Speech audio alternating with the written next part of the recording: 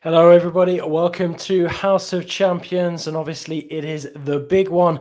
We've just seen Manchester City dismember Arsenal 4-1 in the Premier League, potentially a pivotal result in the Premier League title race. And with me to dismantle all of it, dissect it into its minutiae, it's Nigel Reo-Coker, Mike Lahoud. And I'm delighted to say that Heath Pearce is making a guest appearance as well. Wish it was for a better result, HP, but we'll get to that in a minute, because I do believe that before we delve into this episode of House of Champions, obviously, like, comment, and subscribe, download, follow, leave us a 5-star review wherever you get your podcasts. We are going to be bringing James Benge in immediately from Etihad Stadium for some reaction hot off the press. James Benge, how you doing, my friend? Tough result to take. Let's get straight into it. What does that mean for the Premier League title race? Yes, it's done and dusted. It's a matter of when City win it now rather than if they do, because it's not just about the points, it's about the momentum. And Arsenal, the second best team in England, didn't look anywhere near Man City. And if Arsenal are going to get blown apart like this, how does anyone that follows them have half a chance? This was obviously pitched as, and I still think was, the battle between the two best teams in the Premier League, even if Arsenal were off colour. And I think this was just a reminder that what we really have is a Premier League where there is relative parity between 19 teams. Maybe you've got 6 or 7 that are clear there, and then you've got one team that is a million miles away from anyone else.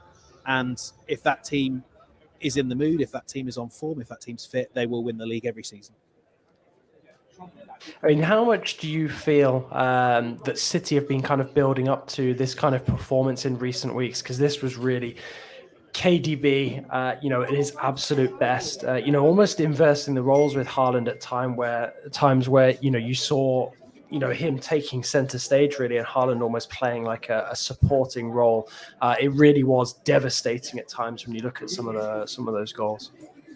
Yeah, from a City perspective, this is leaps and bounds on from certainly the last time they met at the Etihad. I mean, one of the things I wrote about this in my preview was that City again looked for those long balls up to Haaland. But last time these two met at the Etihad, the balls kind of fell Arsenal's way because Haaland was on his own. Well, this time City have adjusted and they've got a bit more intense, and they have runners off Haaland, and that's where that first goal comes from. There are mistakes there from an Arsenal perspective, but it's also just an absolutely brilliant goal. It's just another level. It's the best City I've seen in recent years, and I don't think any team in Europe can live with them. And if they want it, the treble's there for them.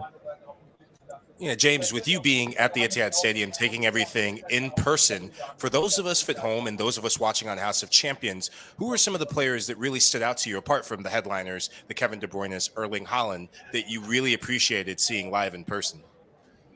Do you remember when I said Gabriel was the best centre-back in the Premier League? And you all said I was wrong. You're going to think it's not Saliba, it's John Stones. John Stones is the best defender in the league. His ease and composure under pressing, that's what made the difference, really. When Arsenal got pressed, they panicked. When City got pressed, they enjoyed it. Stones in particular was like, come on, Saka, come on, Ødegaard, run at me. I'll beat you, no problem. Stones, Diaz, the defence has just got a swagger to it, and it reminds me of the very best versions of City I've seen.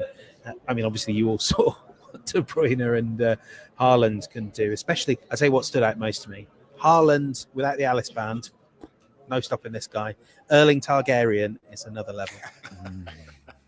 James, from an Arsenal perspective, do you think you can be critical of Arsenal in the sense of how they press? Do you feel they were really aggressive enough in their press, or they pressed half-hearted and showing City too much respect?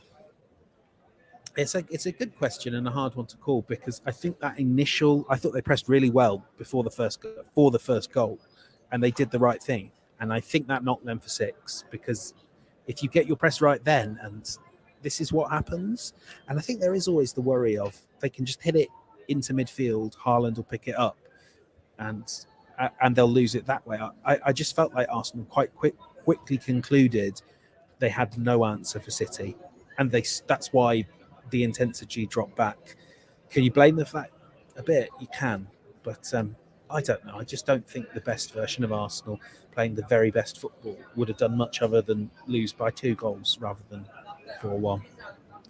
Yeah, I fully agree with that. And good to see you, Benji. I wish that we were speaking on different terms right now around a different match. But do you think there was a tactical genius in that from Pep Guardiola in terms of, again, knowing that they were going to press high, they could win, they could cough up balls in good areas, but that lump up top just creates second balls, right? 50-50 opportunities. And with a player like Haaland that can scrap and establish position, that first goal comes out of there. But it's almost like, I thought the pressing was really good up to that point, at least in terms of its cohesiveness. But being able to lump the ball is generally the answer to that. And it's something that we haven't seen in cities of the past, is that ability to play a little more direct, to skip the lines. Do you think there was an anticipation that was going to be the exit ball or an answer to some of their problems tonight?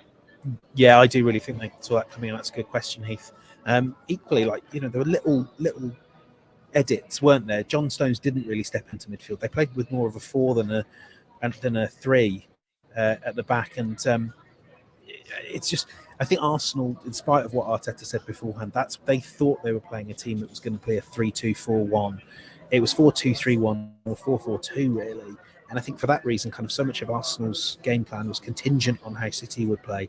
Everything got scrambled, and it sort of all fell apart very quickly from the off. And I think it's as much as a thing. You guys know, when these big games start badly for you, it can really fall off a cliff quite quickly. And I felt that's what happened to Arsenal mentally.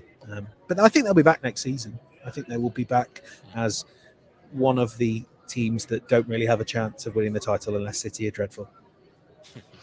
Well, I think we've already kept James Benge long enough from Etihad Stadium tonight, so we'll let him get to the post-match presser now. But James, thanks so much for jumping in and joining us. Always great to get the live reaction from the stadium when big games like this go down, and hopefully you get home safely tonight. And fingers crossed there are some unexpected twists and turns in this title race, because obviously it's a tough result to take. Yeah, that's not happening. But thanks, guys. I'll see you soon. Have a few drinks for us, Benj, mate. Don't worry about it. You need it. Don't worry. Heath's going to have some after he finishes as well. Man.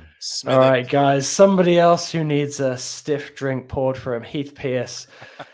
Well, I mean, did you anticipate that this might be one of the eventualities, this kind of result? Because we all know that City have shown some mean form in the last couple of months, but for Arsenal to suffer that kind of blowout, given the way that the season had gone, in some ways it kind of felt inevitable, because you kind of seen the way that Arsenal have been weakening, especially after losing Saliba, with Xhaka being ill coming into this match as well. But equally, for City to go and produce a performance like that, and to get the goals as well that performance merited, that must smart. Yeah, I mean, when I just look at this performance from Manchester City, and going back to, again, the form that they've been in, started with a win over Arsenal in February. It didn't start, but the early signs of that form, you go back to February. And I think James Benge said it really well. It didn't matter if Arsenal went on to win this title this year, which I agree with him. I don't think they will. I think that's done and dusted. They were still the second best team in the Premier League, period, right? When you just look at City, you can't say anybody's better than them, right? You could say that others can compete on their year. I think Arsenal took them to the brink. To me, it goes outside of these matches in terms of, the 2-0 leads that they had recently, going down 2-0 recently, those types of things. Yes, you could say that, they're missing Saliba, and that's the big thing. But there is just a wear and tear on this team from a belief standpoint that's hit him in a match like today. And it ultimately came down to a couple moments in this match. They were completely outplayed and outclassed, but they could have kept this game a lot closer, right? A lump of ball up top. You don't cover in underneath to be able to slow the game down and get defenders back. They go and score because they have the world-class quality to do that. The second one, just before half, it's the classic thing that both Lahoud and Nigel know of, just getting out into the half. It changes the dynamic of the game. We saw that in another match that happened today as well. Just being able to close it out and keep the game close, that changes everything also. And then when you put it into the grand context of the match, now they're chasing 2-0 in the second half against a team that's far better than them, in better form than them, with a higher belief than them, at home with an insane record. It's just an insurmountable mountain to climb. And I just think that there's a number of factors that, even to the point where I put it on on my screen here that little details matter. All those little details leading up from the tactics to how they prepped for this game, to how they reacted to the first goal, to how they gave up the one right before the half. It is a game of moments in making those plays, and it just made it. They made it really hard on themselves. And City were always the better team. I believed going into this game wholeheartedly that it was still City's title to lose, and they've got the experience. They've got to handle these types of moments. Arsenal have continued to look more and more nervous after a couple of weeks, so it's probably nothing that you guys haven't already said on the show over the last few weeks, but it happened in the way that I think we all dreaded would happen, but it happened. Yeah, no, I agree with you, Heath. I just feel for me that Arsenal just didn't turn up today. They look nervous. I think I would still stick to my criticism of them when it comes to pressing, that they went out there, a team that was more worried about City than worried about doing what Arsenal did to get them where they're at. Fully agree. I think that they played within themselves. City showed their class. City showed their experience of being there. City showed why they've been champions before and the standard and expectancy of what this club is about now. That's what they showed. They came out there like a team hungry, ready to dominate, ready to prove a point, believing in themselves as individual players as well as collectively as a team. Credit to Pep Guardiola, tactically as well. It's only the smart managers where they keep, at times, obviously Pep's been criticized for overthinking. This is Pep at his best. You have Erling Haaland, one of the best hold-up players in league football, as well as scoring goals. If you have a man like that, there is nothing wrong sometimes in going direct, because you're going direct to bypass a few passes, but knowing that it's going to a top-class player who's going to hold it down, link up play, and bring you up the pitch. That's what they did. Some managers will not do that because they want to stick to their principles of football. Pep Guardiola is not scared to go direct. We've seen some of the best hold-up players in Premier League, how difficult they can be against. I'll always remember playing against Didier Drogba and how much of a top pain in the arse he could be playing against, and why he was one of the big reasons why Chelsea was successful in that period of time. Pep played to the strengths. The bromance between Kevin De Bruyne and Haaland is just beautiful to see. It's kind of becoming so telepathic now how they're playing, and it reminds you of so many pairings that we've seen in the history of the Premier League, Andy Cole, Dwight York, and so many others that we've seen, of just how good it is when you got that pairing. Last point I want to make is, for me, I think Arsenal overachieved this season in where they are right now, and it's great, down to Arteta. Where I see a difficulty of Arsenal getting to this next level is this. Arteta's come to Arsenal, built this team mentality, the foundation about the team. If you want a team that's going to win things and compete at the highest level, what you have to do as a manager is be able to handle big personalities and big characters. Does Arteta have that ability? Because Arsenal right now look like they need a big personality. They need a big character, in the sense of like a Kevin De Bruyne, like a Haaland. They need to get a player with that real big personality that is actually going to work in the system. Whether you keep him with the club for 3 or 4 years and get rid of him, which Pep is very good at doing, getting rid of players when people question how do you get rid of that player, but he's good at it. That is what Arsenal need for the next level. You know it, Michael. You know it, Heath. Personalities in the dressing room play a big part. And to be a big club, you have to have some big character players where managers might have to be tested in their management style, but you need that extra X factor, which is what Man City have over Arsenal as well. Nigel Rio-Coca knows all about being a big name in the dressing room, having been the lion in the jungle, as I remember him saying on the podcast. Don't worry about that, mate. Well, it's an eat or be killed sort of environment in that locker room. One thing to add on the invoice list for Arsenal needs: a therapist for Thomas Partey. This guy looked like he was struggling. He looked like he didn't get off the bus or off the coach or whatever Arsenal took to get up to the Etihad Stadium. On the first goal, you got to stay with the most dangerous players. Man City, 2 players annihilated you. They're the Bash brothers. It's like watching Steph Curry and Klay Thompson. You know the ball's going to go to KDB. You know it's going to go to Erling Haaland. You can't pass them off. If you stop the gap there, if you deny service into both of them, then you give yourself a chance. You can't pass on to Rob Holding, who he was playing a completely different game. We've seen that happen week in and week out over the last 4 matches. The warning signs were there for the Gunners. Thomas Partey, he's been at fault for giving the ball away. Today, it was losing the mark, just not coming with the right mentality. And Rob Holding, he looked like he was trying to be overzealous. Just naivety is what I saw from Arsenal today. They showed their youth. They showed their inexperience. They showed their nerves. And the few chances or the few times we saw them get into the attack, they actually were able to move the ball side to side, hitting on the counterattack through Bukayo Saka, Gabriel Martinelli. I didn't even remember him being on the field until the very end of the match when I looked at the box scores and, oh, crap, these two guys are on the pitch. Totally forgot about it. They played right into City's hands. And as both of you said, Pep Guardiola, he deserves all the plaudits. The players deserve all the plaudits. There's a ruthlessness about Manchester City right now that is scary. And coming into this match, I said the only team I could see beating them was Real Madrid. I cannot wait for that Champions League tie across both legs because we know that Madrid does not play into the naivety that we saw today. It's going to be one hell of a matchup. It's a good thing that you make a point as well, Mike, because I want to jump on something. You talk about Rob Holding and pushing and trying to press Erling Haaland. If you look at what he was doing, it's something that I used to hate a lot. It's when you know someone's physically bigger than you, do not waste your time trying to fight and wrestle them. This football, if Holding just actually step back a bit, if Haaland brings the ball down, then you get tight to him. His head's going to go down instantly. As long as he passes the ball backwards or sideways, your job is done.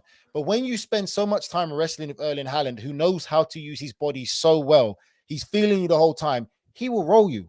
That's what top intelligent football players do. So at the same time, it's the fact of the defender has to have better football intelligence in knowing I don't want him to roll me or to know where I am at. Hey, by the way, when not to. Nigel, there's very few players that are going to be that size against a Holding, right? And that's when you have to be able to embrace that. More often than not, you step in against your average striker, you can play that physical game. Even if they're bigger, you know that you can force them to cough up a bad touch or something. But Haaland will hold you off. He'll hold off 3, and he brought it down right on his foot without the bounce, still in control to lay that off, right? You have to recognize who you're playing against. Not every case, but yeah. Oh, well, fantastic stuff from the guys. And we're going to take a short break, and then we're going to get straight back into dissecting that City victory over Arsenal.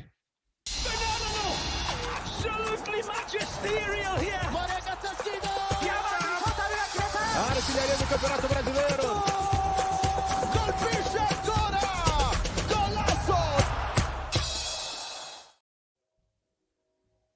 Welcome back, everybody, to House of Champions. I'm joined by Nigel Reo-Coker, Heath Pearce, and Mike Lahoud. We're going to be looking now into the impact of Manchester City's 4-1 win over Arsenal. I think we're all pretty unanimous in that we feel that the Premier League title race was decided here this evening with that victory for City. But what's the impact going to be on Arsenal? I'm going to come to you first, HP. Is this winless run that Arsenal are on going to pretty much undermine them for the rest of the season now, or do you think that this defeat against City will spur them on to end that barren run? I truly believe that this was a one step too far, probably for the last weeks, right? Recognizing that to do this at this level for this long was going to be very difficult, considering you had a Man City on your heels with games in hand and all of that. We thought going out in the Europa League could change the trajectory of what the focus was. And I still look at it, and I agree with Nigel, what he said before, which is essentially that where they finishing second in the league this year, which I believe they'll do, to answer your question, JJ, is that that's a huge accomplishment. And if you were to ask that or offer that up in years past, this would have been a massive leap forward for the club. One, in the way that they're doing it, it doesn't look lucky. It doesn't feel out of place. I think they've over-indexed for a lot of the season in terms of what they've gotten out of all these matches. So I think they'll see this season out and finish this year strong. They've obviously got a Chelsea. They've got Newcastle after that. So they've got a couple difficult games that they've got to bounce back on. But they still have to quickly recognize that they are in a territory that maybe at the beginning of the season was the goal after all, right? If you looked at this Arsenal side, would either of you have been saying that they're sitting in the locker room going, this is our year, Premier League is ours this year? You still have to look every day at Manchester City and say, how are we going to beat them week in and week out? And you've seen over time, once they've catch that fire, they never stop. And so I think they'll bounce back. I think they'll finish the season strong. I think they'll look back at this as a successful season. If they rode second place the entire year, they would still look at this as a, wow, unbelievable, peak year. We can build on that. But I do think they'll finish this out strong. I'm not sure what you guys think. Yeah, I agree with you, Heath, because when you look at the schedule, you always want to see what a team is made of by how they bounce back. And my favorite team, Manchester United, whether they finish top 4 or not, one of the things that I've enjoyed this season, Sevilla game excluded, or Sevilla tie excluded, was seeing the character and resolve of the team when players go out, when injuries happen. That's what top 4 teams do. You bounce back, and what better team to bounce back against than the woeful Chelsea FC? We'll get to them next. Can't wait to decapitate them. Sorry, Vic. We're coming after your boys. And there's winnable games there. I think it's going to be really interesting how they go up to St. James's Park. Which Arsenal do we see? Is it nightmares from last year, nightmares on St. James's Park, or is it going to be a different Arsenal that is more competitive, that keeps their nerve, and maybe get a result? Obviously, the Brighton game as well, the Emirates. Those are 2 massive games that will tell us a lot more about how this season ends for the Gunners. Yeah, I think they'll finish strong, but I feel that there will be a big pill to swallow, a difficult one in the fact of they really believe that they could have won the Premier League. Like, we'll be lying to ourselves if 4 weeks ago, the Arsenal in their dressing room did not really believe they could win the Premier League. Those players really thought that they could win the Premier League and really should have, but results changed. But it's not from today. It's not from today, though, Nigel. Would you agree? Just from today. It's no, it's three draws on the bounce yes, is what did it's that. Those results that changed, then the cracks started to appear, and then the performance like we saw today appeared. If everything was still to play for, and this was a game that Arsenal just had to win or draw, we would have seen a different performance. I think the cracks appeared from the dropped points against West Ham, against Southampton, and I think that was the big part of it. It's still going to be the best opportunity that Arsenal had to win the Premier League in a long time. Until Pep Guardiola buggers off and leaves Manchester City and someone else comes in the helm, it was Arsenal's real best opportunity in a long time to win the Premier League. And let's not forget, Liverpool are going to be rebuilding for next year. Manchester United, we don't know what's going to happen with maybe a takeover and a rebuild happening there. Newcastle make the Champions League. That takes them to another elevation level in the sense of finances to compete. God knows about Chelsea because no one knows about Chelsea anyway. But it's going to be very interesting. I think that this was Arsenal's best chance to win the Premier League in a long time, and that's why it's going to be a tough pill to swallow. I still feel it's going to be in the back of some of those players' minds for the rest of the season. Nigel Reo-Coker, not including Unai Emery's Aston Villa, there has hit me in the feels, guys. I'm going to be honest with you.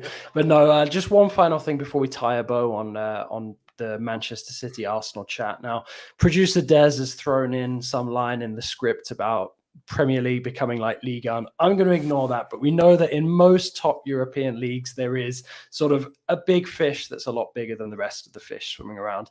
Now, are we starting to see the emergence of a debate over whether Manchester City are perhaps too good for the Premier League? I'm going to come to you first, Nigel Reo-Coker. Are City too good for the Premier League, or do you think that now depends maybe on how long this City can continue in this kind of imperious form? Because I don't quite feel that we're at the same level yet as a Bundesliga, where it's literally only Bayern Munich up until now. And they might still win it this season, who have basically been champions for the last decade or so.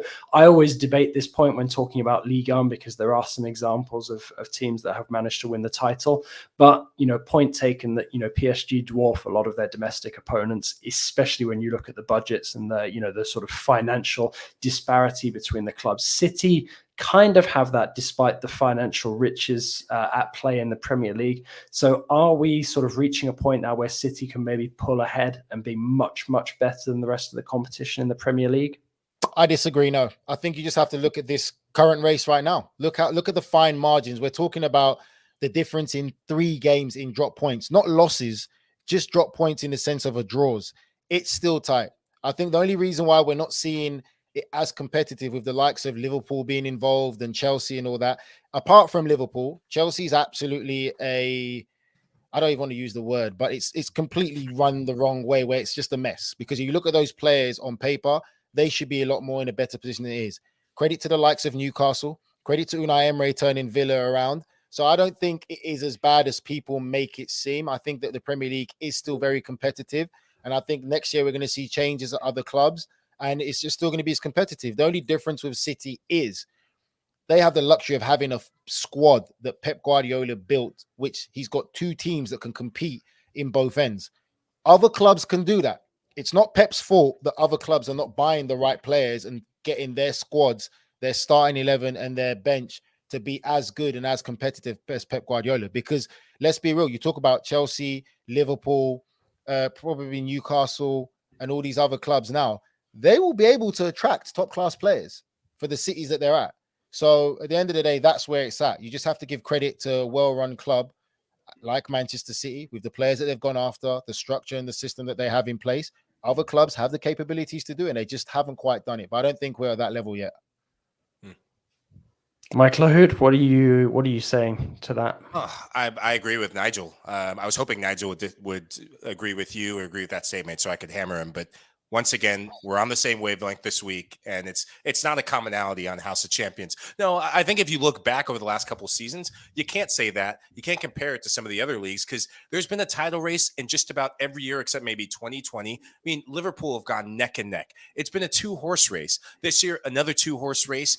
When these other teams, I'd love to see what Newcastle does when they start attracting even bigger players, the likes of Alexander Isak. I love this guy. I love what he did with the Swedish national team. I loved him at Real Sociedad. He will continue to grow and adapt. When they bring more depth in their ranks, I can't wait to see what they do in midfield. They have the core there, but they will start getting world-class talent, and they got the budget now. And I think we'll start seeing a 3-4-horse race in the Premier League because the league needs that. The league needs more and more competition to keep City and hold them accountable. Yeah, the only thing I would say to that is it's hard to deny that it'll be 5 out of 6 if City go on to win this. That I do think that is. I don't think we're going to enter into a Bayern Munich territory where it's 1 in 10 another team wins it. I think it'll be more than that. But 5 and 6 is a little bit alarming in that it's been purely dominant. Even if it's a 1-2 horse race, it is a game of margins. We've seen that in 3 weeks.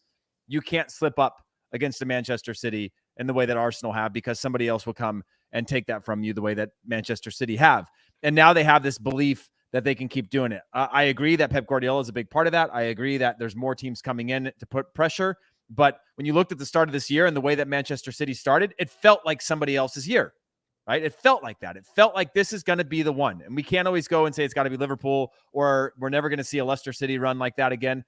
But it felt like somebody else's year. And City are still now on pace to potentially finish 90-plus points, which would have won them the title in many of the last seasons besides the one where they got 100 points on the season.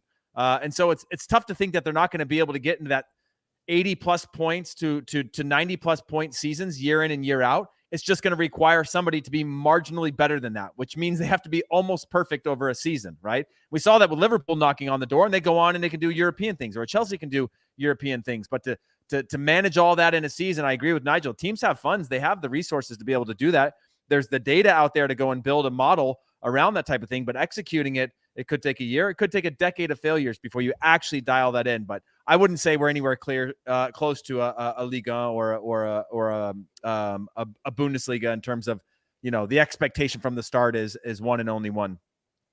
Well, and obviously when you have somebody like an Erling Haaland, that's basically a guarantee that you're going to be scoring a hell of a lot of goals and winning a hell of a lot of points over the course of a season as well. How long for, JJ? That's the question. Let's put it in there. Let's put it in there in an atmosphere. How long do you think Haaland wants to stay in Manchester City for? Because I can tell already he has his eyes set in one particular club. There's one club that he wants to play for, and he's in a circle of let it out there already. Inter Miami. I mean, you can't say Austin. I mean, Arsenal. Arsenal, come on. You can't blame him for wanting to score a goal in front of the whole tent and being able to celebrate with the home support, Nigel Rio-Coca. Yeah. All right, that was it. That was a CTA to you guys listening in from Nigel Rio-Coca. Send us your thoughts on what that means for Erling Haaland. If Manchester City were to win a treble this season, would he suddenly turn his sights to potentially his next move, maybe a Real Madrid, maybe somewhere else, or whether he's going to be dominating the Premier League for the years to come with Manchester City? Of course, this wasn't the only Premier League fixture of the evening. There were a couple of other games as well. Chelsea going down 2-0 at home to Brentford. You've got Nottingham Forest beating Brighton 3-1. West Ham losing 2-1 at home to Liverpool. I'm going to come to you first, Nigel Rio-Coca. What was the most surprising result of this evening to you? Brentford beating Chelsea. I mean, is that really a surprise, though? I mean, I kind of asked you as like a loaded question. It wasn't I a surprise, but I'm days. picking that result. All right, I'm picking that result. Brentford beating Chelsea, yes. Because for me, I'm sorry, there's no excuse. It doesn't matter who's in charge of Chelsea. When you look at the first team and you look at that starting 11 of Chelsea, there's no way those players with the international experience that they've got, the quality and the level that they should be at, should lose to Brentford without being disrespectful to Brentford. But there's no way Chelsea should be still on this terrible losing streak. I'm sorry. It's just, it should not be acceptable. From what Chelsea were, the standards of what Chelsea was supposed to be, to now, it's just laughable.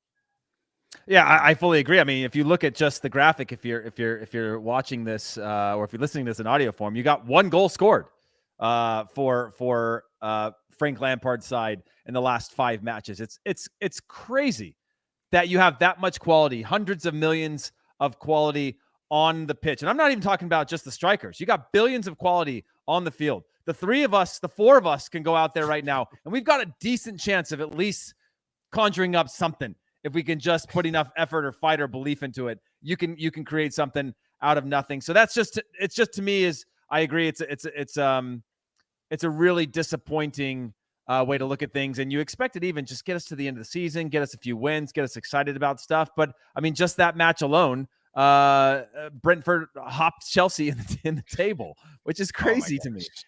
Well, I'm so glad you mentioned Brentford, because that's the match that really caught my eye. Brentford, a team that made to the FA Cup semifinals, a team we've all lauded for what De Zerbi's doing. Young, exciting, McAllister, Caicedo, Evan Ferguson, new contract. We talked to Fabrizio Romano this morning about how important that is. But you start seeing the wear and tear on a club like Brentford and a team like Brighton. Keep saying Brentford, Brighton, when you don't have enough depth. And you saw that today. Pervis Estupiñán gives up the first goal because he's heavy-legged. He's caught on the ball. We're not used to seeing that from the Ecuadorian left back. And, what? He wasn't It's true. Heavy-legged. He was trying to be a smart ass in the box and gave the ball away. He was heavy-legged, man. Let the man be heavy-legged. Heavy-legged in the brain. How about that? Yeah. It was disappointing performance from them all around. They started in CISO up top, not playing with a full striker. You see the significance of Ferguson being out, Danny Welbeck coming off the bench, and I think that cost them. And could we see potentially this costing them a European finish? Man, I love the fact that Mike is just pretending that he watched Brighton when he was blatantly watching Man City. Not only that, but he also doesn't want to talk about the fact that Forrest go and get the win, and now his beautiful leads that are over his left shoulder in the camera right now are at some real I had to pick someone else. Heath, tell him also as well that the fact of Forest are always good at home. Most of their points have come from their home game, so it's always going to be difficult for Brighton. And you're talking about heavy leg. Did you give him a massage last night to say heavy leg? Or he's trying to be a smart ass in the box? That's Cleary. That's for the after show. That's for the after show. But by the way, watching the final 20 minutes of the Forest match, the energy that they had, the belief, right? And we're in the thick of the relegation battles right now. That sort of passion and belief that every time they cleared the ball out of bounds, they made a standard play. The team was celebrating like they scored a goal together, right? They put a ball out for a corner. It's high fives all around. Somebody makes a tackle on the sideline. They're like going to the corner flag to slide on their knees. But there is a energy around that I can appreciate at this point in the season that could be the thing that changes everything for them. It may still be too short in the end, but let me just jump in one more time quickly. Have any of you guys seen the second goal for Brentford against Chelsea? That is the one match I didn't watch. Well, watch the second goal of how easily Brentford played from back to front, one-touch passes to get through Chelsea and score a goal. And then Frank Lampard's face is on the camera after. Oh, my God. But we've seen that before for Brentford playing against London teams. Excellent record against clubs from London this season. Yeah. But they've been average recently, right? They're mid-table. They're going to finish. They're going to finish mid-table. And now they get to play in a match like this, where once you're mid-table and you got nothing else going on, you just play spoiler to anyone and everyone and what other people have set as goals for the rest of the year, and you can't stop them from that. I mean, Chelsea seem to be an easy rollover, but you wouldn't expect. Well, obviously, the thing that we love about this part of the season is there's so much at stake in all of these games. Just by looking at those matches tonight, Leicester dropping into the relegation zone, Liverpool as well getting back amongst the points, which makes things interesting in terms of the pursuit for Europe. We're going to take a short break in a moment, but first of all, we're going to say thanks to HP for jumping in and joining us. HP, come back on again. Pleasure to have you. And looking forward to the next time. Sorry it couldn't be under happier circumstances, but always a pleasure to see his face. Catch him on In Soccer We Trust podcast with Jimmy Conrad and Charlie Davies live on Thursday at 1 p.m. ET. Make a note of it in your diaries, guys. We're taking a short break. Thanks again to HP, and we'll be back with some Coppa Italia chat after that. Get rid of the Italy's best clubs and brightest stars bring show-stopping skills and unbelievable thrills in the fight to the finish for the Scudetto. Stream every Serie A match live on Paramount Plus. All right, everybody, welcome back to House of Champions. We've been picking through all of the Wednesday Premier League action, and now we're going to turn our attention to the Coppa Italia, where we've got Inter against Juventus.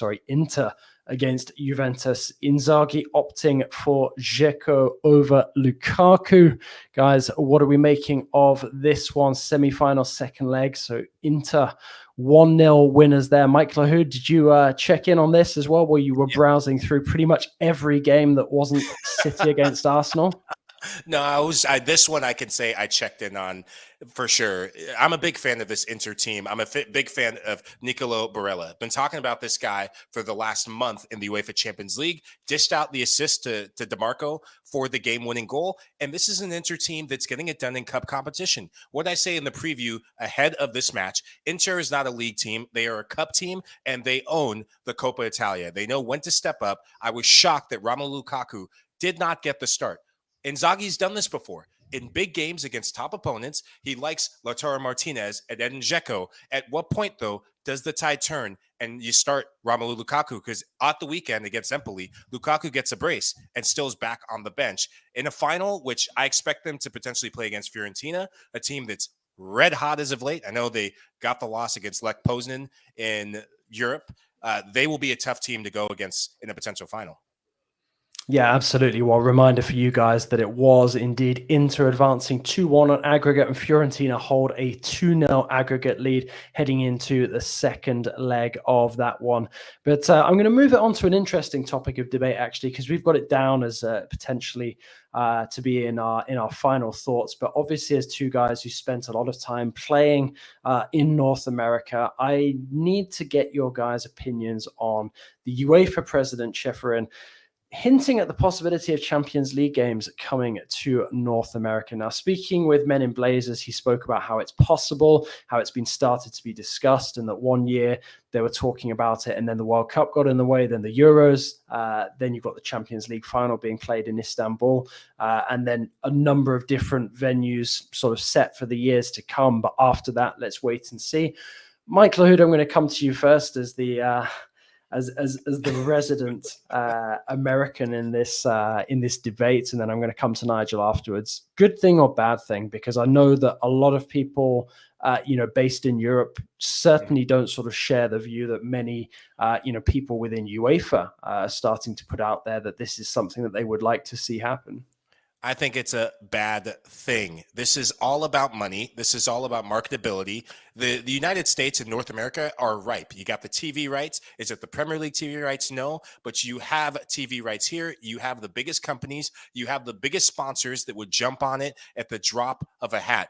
But when I see a move like this, I see a UEFA that's not considering the fan bases, the fans that will go to the ends of Europe to follow their favorite team. The cost of tickets to fly continentally to go from Europe all the way to the US through the roof right now. And now you're adding lodging, all the things. I don't think it's a good move. I think you keep it in Europe. And that's just my take. It's all about the money. It's all about the money, baby. That's all it is, Mike. It's all about the money. Dollar bill, y'all. It's just greed. That's all it is. It's greed. It's UEFA in competition with FIFA, for people who don't know, because FIFA were talking about revamping the World Club competition. It's a power struggle. It's politics in sports. And then when athletes take politics onto the pitch, people get upset. There shouldn't be no politics. Well, this is the politics of sports that football players see. Michael's right. UEFA has no business bringing the Champions League to America. Tell me the reason why. To grow the sport? No, let America grow the sport themselves. There's no reason. You're trying to compete with the Super Bowl. The UEFA president better be careful that European fans don't turn up to his house and do some stuff to him. Because at the end of the day, football in Europe, football clubs are based on the foundation of community, city, where you're from. If Americans want to experience the Champions League, get on a plane, fly to Europe. Because if they want us to experience the Super Bowl, they will get us to fly from Europe to come here. I don't see American sports like the Super Bowl saying we're going to play a Super Bowl final in Europe. That will never happen because American fans will burn the house down. Don't say never. Let's see them put a Super Bowl in Europe. NFL is eyeballing London like a treasure chest right now. Don't say never. But I agree. They can. They'll put a team there, but they won't put the Super Bowl there because American fans won't be happy. The time zones, no, it's not going to happen. So for me, I just feel that it makes no sense. It's called European UEFA Champions League. Europe is the continent. Why would you take out of Europe and go to America? If you want to take it to America, why not take it to Africa? Why not take it to Middle East? Why go to America out of all the other continents you can take it to?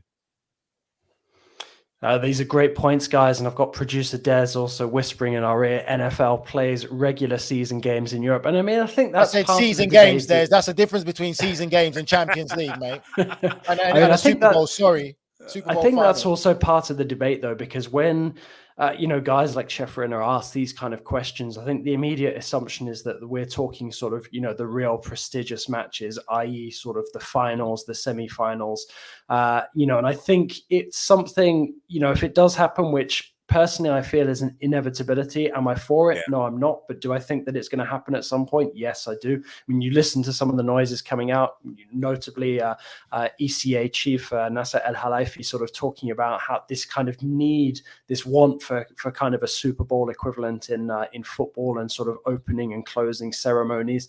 And it does feel like it's literally just a matter of time. But I feel it's something that if it does happen, it has to be worked up to. It's almost kind of like, venues like the US, and I agree with Nigel as well, like if you're talking about potentially moving it out of Europe, why should it automatically only and exclusively sort of go to America? Why do other areas of the world not get considered for that?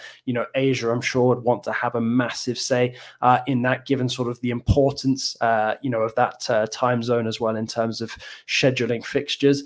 So, for me, it feels like this is something where, almost you'd be asking, potential venues to kind of earn their stripes and show why they're worthy of sort of, having some of these bigger games by starting off with some of the smaller ones, potentially in the group stage. I know that we've got this Swiss format coming in the next couple of years as well. So I guess we'll see how that potentially opens things up to move some games abroad. But it does feel, despite the fact that it's very depressing talking about, all of this through, sort of the financial kaleidoscope, that it is something that's going to happen, and it's more of an inevitability.